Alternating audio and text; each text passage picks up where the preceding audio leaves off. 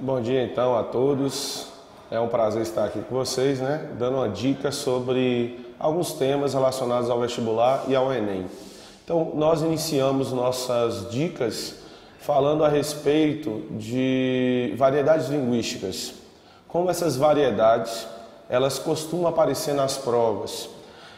Com essa reformulação, a nova maneira de o Enem cobrar as questões, direcionar a interpretação dessas questões, ganhou força esse tipo de assunto, que envolve justamente a maneira como nós enxergamos e concebemos a linguagem. Linguagem é um processo pelo qual os seres humanos interagem no processo comunicativo. Então, o conceito de linguagem se confunde com o conceito de comunicação.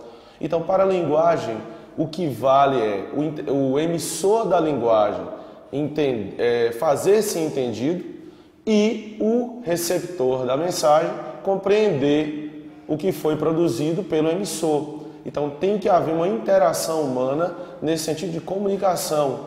Este é o princípio que norteia a elaboração das questões do Enem, que, ao contrário de alguns vestibulares, principalmente os de antigamente, não levam em consideração apenas como elemento norteador a norma culta, a gramática normativa.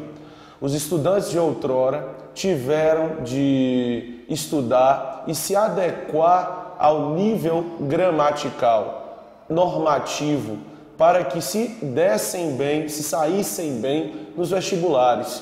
Hoje não. As variedades conhecidas como incultas, conhecidas tradicionalmente como informais ou coloquiais, ganham voz e vez na elaboração das provas do Enem.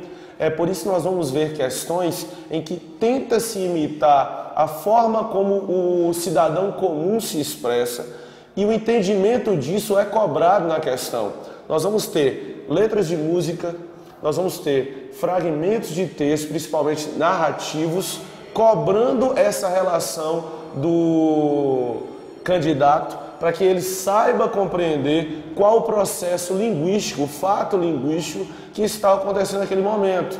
Então, fatores como situacionalidade, que é nós nos adequarmos à situação de comunicação.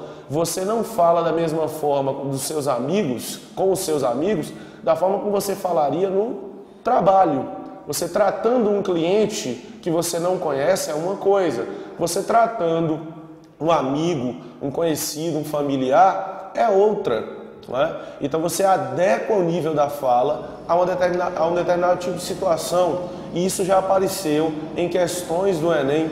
Por exemplo, eu me recordo aqui do ano de 2009, em que você tinha uma situação como essa, de um gerente estar conversando com um cliente e quando ele se dá conta que o cliente é, na verdade, um amigo de infância, ele muda completamente a forma de se expressar em relação ao seu interlocutor. Então esse tipo de coisa vai aparecer na prova do Enem, vai aparecer, inclusive está aparecendo, já que o Enem causou uma reformulação no modo de se fazer prova, em algumas questões de vestibulares, pelo Brasil afora. Então nós vamos ter esse fator de situacionalidade, nós vamos ter um fator de intertextualidade, muito comum também, quando as pessoas que dialogam falam de um texto comum, é o diálogo entre textos, a menção a outros textos, principalmente envolvendo o tom paródico. As paródias que envolvem muito a produção de um texto primário que influencia num texto secundário. Então nós teremos também a importância dos dialetos, que em um determinado momento não tinham importância alguma na elaboração de provas também. A forma como determinadas pessoas de regiões diversas elas se expressam envolvendo vocabulário, a sua prosódia, que é a entonação da voz, tudo isso vai estar também suscetível a aparecer uma eventual questão de prova, seja do Enem ou de algum outro vestibular, como eu já disse.